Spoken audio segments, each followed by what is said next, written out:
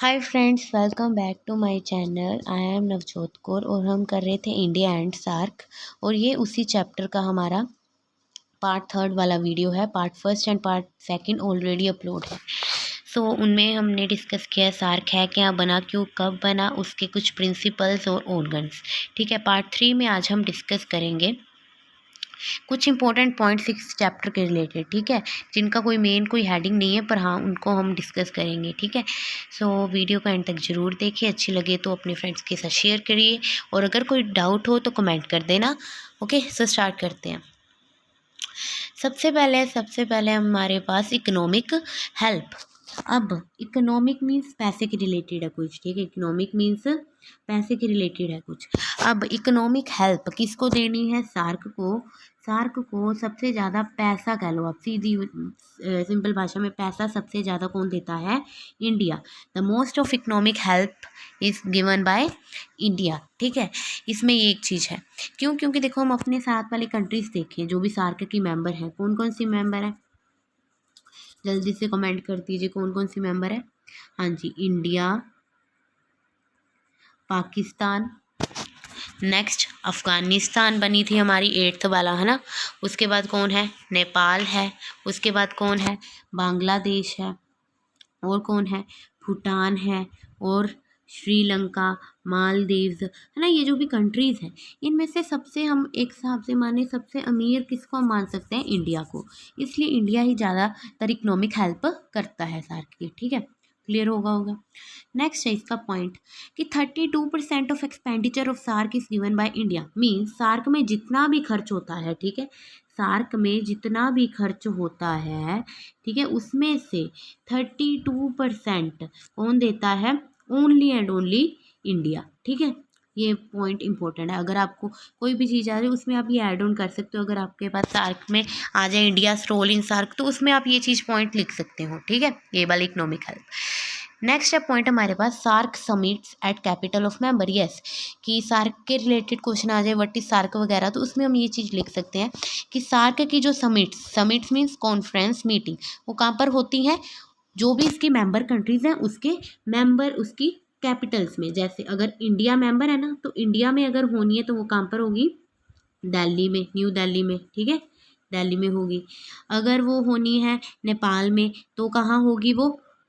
अगर नेपाल में होनी है तो उसकी कैपिटल काठमांडू। ठीक है, अगर वो बांग्लादेश में होनी है तो ढाका। तो ऐसे ऐसे मीन्स कैपिटल कंट्रीज में होती है। अब देखिए एक और इम्पोर्टेंट, अब तक, ठीक है, जब से बना है, कब बना था? 1985। 1985 से लेकर अब तक कितनी कंट्रीज, अब तक कितनी समिट्स हो चुकी हैं, कितनी सार्क की मीटिंग्स हो चुकी हैं? 18। ठीक है, 18 हो चुकी हैं। 19th होनी थी पर वो किसी कारण से क्या हुई थी? पोस्टपोन। ठीक है, ये इसमें मेन है। नेक्स्ट होप आपको ये समझ लग गई होगी। नेक्स्ट हम आगे बढ़ते हैं। तो नेक्स्ट है हमारे पास सार्क समिट्स इन इंडिया। अब देखो मैंने कहा था इंडिया मेंबर है, तो इंडिया में भी उसकी समिट्स होंगी। ठीक है, कैपिटल जो भी मेंबर कंट्री है तो उनकी कैपिटल में होगी। तो जब इंडिया में ना, तब से लेकर 1985 से लेकर 2 बार ही हुई है। ठीक है, कहाँ पर होंगी? कहाँ पर होंगी? न्यू दिल्ली में। ठीक है, तो एक हुई थी 1995 में।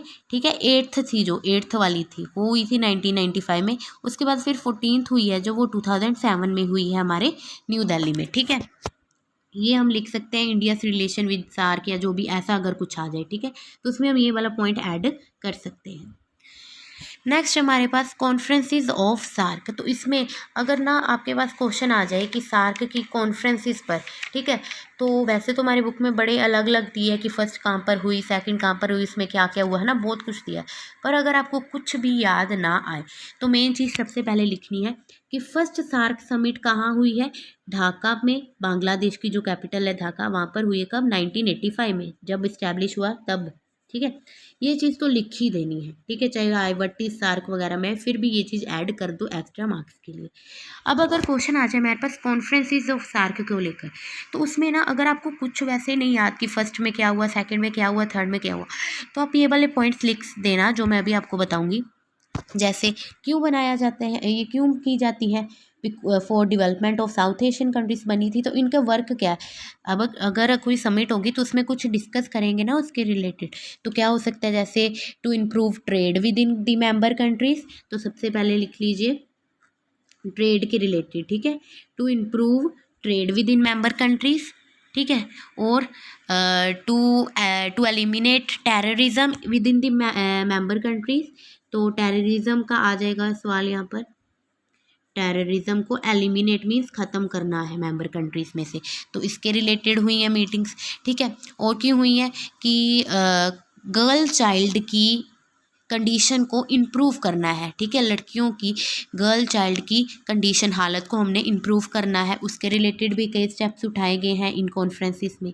और क्या है कि हमारे जो ह्यूमन राइट्स हैं उनको सुरक्षा देने के लिए, to safeguard the human rights many programs, ठीक है, programs to make programs for the safeguard of a human rights. तो नेक्स्ट थर्ड था हमारा वो गर्ल चाइल्ड वाला, एंड नेक्स्ट फोर्थ हम इसमें बना लेंगे ये वाला to safeguard human rights, human rights, ठीक है, वो इसमें लिख देना, ठीक है, गंदा हो गया board.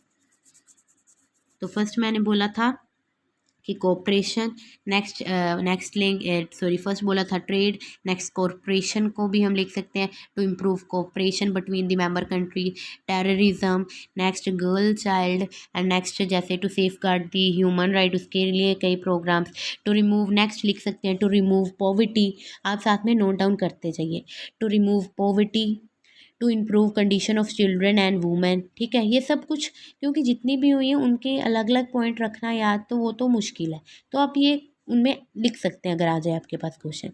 Next efforts are made for technical development, scientific development, ठीक है, technical development and scientific development के लिए, ठीक है, उसके लिए एफर्ट्स किए गए हैं, ठीक है। और हम कह सकते हैं जैसे कि नेक्स्ट और आप कुछ भी लिख सकते हैं, ठीक है, जैसे to efforts are made to solve the problem of, efforts are made to solve the problems of food grains, ठीक है, food grains means to import and export the food grains within the member countries, ठीक है, वो चीज़ आप लिख सकते हैं। और हम इसमें लिख सकते हैं कि हाँ ये इंपॉर्टेंट आ जाता है जो मैं अभी बताऊँगी कि tax free and free trade हो, ठीक है, free trade, tax free and restriction free, ठीक है, tax free and restriction free trade के लिए भी कई उन्होंने किया है सार्क में कि मेंबर कंट्रीज़ के बीच में अगर कोई भी ट्रेड होगा, व्यापार होगा तो वो टैक्स फ्री हो, ठीक है, तो ये लिख सकते हैं।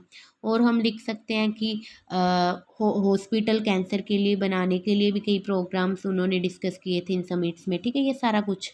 और लिख सकते हैं to arrange SAARC development fund, ये इंपॉर्टेंट है, to arrange SAARC development fund, ठीक है, सार्क डेवलपमेंट फंड।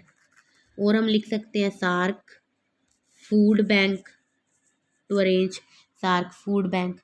और लिख सकते हैं टू इम्प्रूव इन्वायरमेंट, ठीक है, तो ऐसे कई कई पॉइंट्स आप कुछ भी लिख सकते हैं, तो ये सारा कुछ हम लिख देंगे कॉन्फ्रेंसिस का अगर कोई हमारे पास पॉइंट आएगा, ठीक है। सो यहाँ पर ही हमारे हम वीडियो का एंड करते हैं। होप आपको वीडियो अच्छी लगी होगी, अगर अच्छी लगी है तो प्लीज़ शेयर कर दीजिए। अगर बाकी की वीडियोस देखनी है, यूएन वाला हमारा यूनाइटेड नेशन वाला पार्ट भी मैंने चैप्टर भी मैंने अपलोड कर दिया है, तो जो जाकर देख लीजिए। अगर कोई डाउट हो तो कमेंट कर देना, और ऐसे ही मोर वीडियोज़ के लिए सब्सक्राइब कर लीजिए मेरा चैनल। Thank you.